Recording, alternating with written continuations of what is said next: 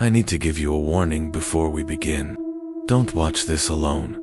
Some places are not meant to be found, and some lakes, they don't reflect the sky, they reflect you. High above the Caucasus Mountains, at a breathtaking altitude of nearly 14,000 feet, lies a body of water shrouded in permanent fog. You won't find it on any map. There are no tourist signs pointing the way, no well-trodden paths leading to its shore. The nearest villages are miles away, and the people who live there speak of it only in hushed tones. It has no official name, but the locals call it one thing: the Black Lake. This name has nothing to do with the color of its water. It's called the Black Lake because nothing that enters it ever comes back clean. Its history is far older than any modern convenience we know. Oral records from the region place the lake's existence at over 1,000 years ago. That's older than the roads that snake through these mountains, older than the political borders drawn on maps, and certainly older than any written warnings that might have been posted. Ancient shepherd clans, who knew these mountains like the back of their hands, gave this particular peak a wide berth. They avoided it entirely. Their legends didn't say the lake was formed by a glacier or a spring. They believed it simply appeared. The first recorded deaths linked to the lake are as chilling as they are perplexing. The earliest accounts tell of a traveling caravan, perhaps merchants or explorers, who made the fateful decision to camp near the lake overnight. When morning came, a horrifying scene awaited anyone who would find them. Every single man from the caravan was found standing upright along the shoreline, frozen in place. Their eyes were wide open, their mouths slightly parted, as if in a state of perpetual, silent surprise. There were no wounds, no signs of a struggle, no evidence of foul play. They just stood there, lifeless statues against the misty backdrop. And stranger still, all of their animals, horses, mules, whatever they had, were gone without a trace. Centuries later, explorers who dared to venture near the lake documented something profoundly unnatural. The water itself was eerily still. There were no ripples, not even from a breeze. No insects skittered across its surface. No birds dared to fly overhead. The entire area was wrapped in an unnerving silence. Even the strong, howling winds that are common at such high altitudes failed to disturb the lake's glassy, unmoving surface. And at night, it was even more unsettling. While other mountain lakes would reflect the brilliant tapestry of the cosmos, a mirror to the stars above, the Black Lake reflected nothing. Only a deep, impenetrable darkness stared back. By the 1600s, the legends surrounding the lake began to evolve. Villagers in the valleys below started speaking of hearing voices, carried on the wind, seemingly coming from the direction of the mountain. These weren't screams of terror or cries for help. They were whispers. Soft, beckoning whispers that seemed to know you. They were said to call people by their names, luring them with promises of peace, of a place they belonged, calling them home. The stories always ended the same way. Those who were foolish or desperate enough to follow the sound were never seen again. They simply vanished into the fog that clung to the cursed mountain. Through all the different versions of the story, told over countless generations, one particularly disturbing rumor always appears. It's a detail that has survived 1,000 years of retelling.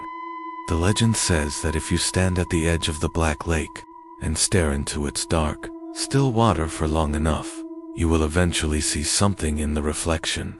You will see someone standing behind you. This happens even when you are completely, utterly alone. The most terrifying part of this rumor, the part that makes your blood run cold, is what happens next. If you give in to the instinct to turn around, to see who is there, the reflection doesn't follow. It remains in the water, watching you. For centuries, the story was one of disappearances and mysterious deaths. There were no survivors, no one to tell what truly happened at the lake. But then, one day, a man returned.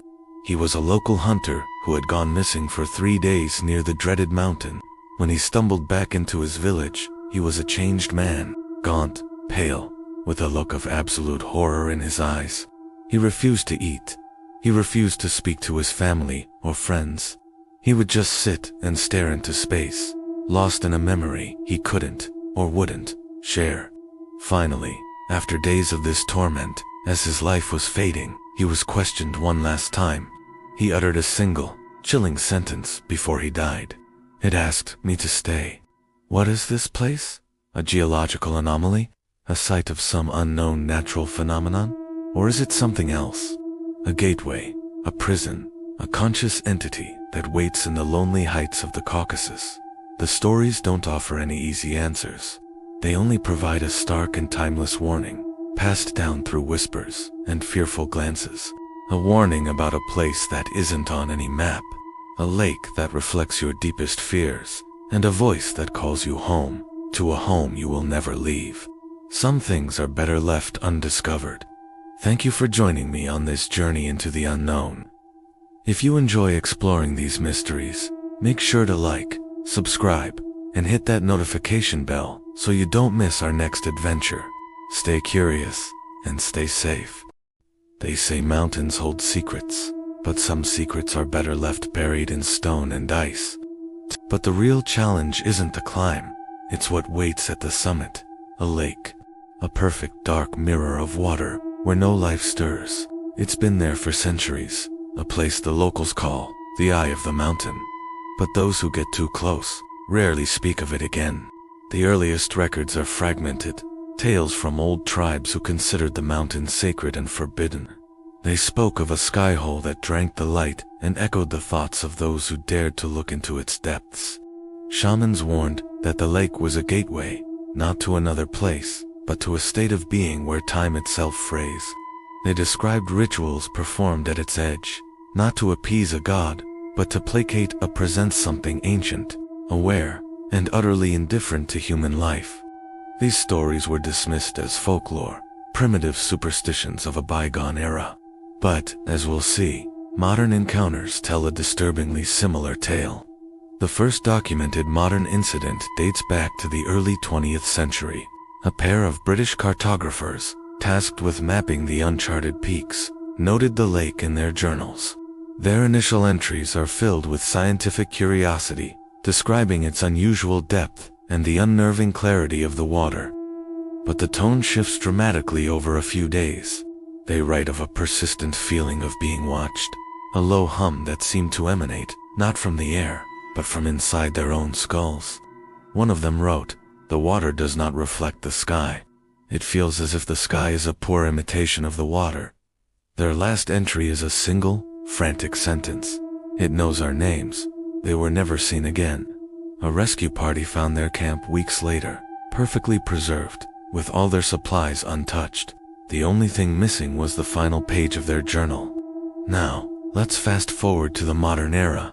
In recent decades, climbers and adventurers, armed with cutting-edge technology, have attempted to conquer the mountain and demystify the lake. Their reports are what truly chilled the blood. It starts with the approach. Within a few miles of the summit, strange things begin to happen. GPS units fail, their screens displaying impossible coordinates that shift every second. Compasses don't just point north. They spin wildly, as if at the center of a powerful, localized magnetic storm that geologists can't explain. Then there are the batteries. Fully charged camera batteries, satellite phones, headlamps they drain in an instant. One moment you have a full power bar, the next, it's completely dead. Imagine being miles from civilization as darkness falls, and every single piece of your electronic equipment dies simultaneously. That's the standard experience for those who get too close. Radios are even worse. Instead of static or silence, they pick up sounds, faint whispers that seem to be just on the edge of hearing, and more commonly, the distinct, rhythmic sound of breathing. Not one person breathing. It sounds like dozens, all inhaling and exhaling in perfect, chilling unison, right there in your ear. Those who dare to make camp near the lake face a night unlike any other. Campfires, built to ward off the biting cold, will suddenly extinguish. Not flicker and die, but snuff out instantly, as if a vacuum has sucked the oxygen from the air. There's no gust of wind, no warning, just a sudden plunging darkness and a cold that feels intentional. And then, the footsteps begin. Clear, deliberate footsteps, crunching on the gravel and snow, circling the tent. All night long, campers will lie paralyzed, listening to the steps pace back and forth, sometimes for hours. But when morning comes, and they finally work up the courage to look outside, there are no tracks. Not a single one. The snow and rock are undisturbed. It's as if whatever was walking left no trace of its existence. Some hikers do make it back down the mountain, but they don't return the same. Friends and family describe them as hollowed out. They are physically unharmed, but something inside them is broken. These returned, as some call them, exhibit strange behaviors. They will stand for hours on end, completely motionless, staring at a blank wall or into the distance, their eyes wide and unfocused. They become intensely aquaphobic, showing extreme panic and distress if they are near any body of water, even a bathtub or a glass of water. They refuse to sleep in a room with a mirror. Medical and psychological evaluations are baffling. Doctors find no signs of physical trauma, no frostbite, no malnutrition. Their brains show no abnormalities on any scan. Psychologically, they don't fit the typical profile for PTSD. When questioned about their experience on the mountain, most are unable or unwilling to speak. They just shake their head, a profound, soul-deep terror in their eyes. The few who have managed to say anything repeat the same fragmented phrases. Too many faces. It looks back. Don't trust your reflection. The most disturbing finding from their medical exams. For every one of the returned, their cellular biology shows signs of accelerated aging. Their telomeres are shorter. Their skin has lost elasticity. Their hair has grayed. It's as if in the few days they spent on that mountain, their bodies aged decades. They didn't just come back with a scary story. They came back having lost years of their lives. Perhaps the most concrete, and yet most impossible, piece of evidence comes from above. For years, analysts studying satellite imagery of the region noticed an anomaly they couldn't explain. The lake at the top of the mountain. Its shape changes, not drastically, but subtly, from one year to the next. The shoreline appears to creep a few meters in one direction, recede in another. At first, they blamed it on erosion or shifting ice patterns. But the changes are too precise, too deliberate. It's as if the lake is moving, repositioning itself on the mountaintop. This has fueled a chilling theory among the locals, a belief they've held for generations. They say the lake is not a feature on the mountain.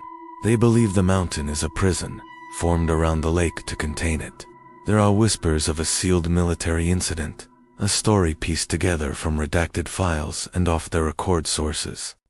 In the late 1970s, a special patrol was allegedly sent to survey the area, possibly to investigate the strange magnetic phenomena. Official records say the mission was scrubbed due to weather. The unofficial story is that only one soldier made it back. He was found wandering in a daze at the base of the mountain, his uniform immaculate, but his combat boots soaked through, despite the dry weather. His hands shook so violently he couldn't hold a cup. During his debriefing, he was almost incoherent, but he kept repeating one thing. He said the lake spoke to him, not in one voice, but in thousands of voices at once, men, women, children, all speaking over each other. And he said the most terrifying thing wasn't what it was saying.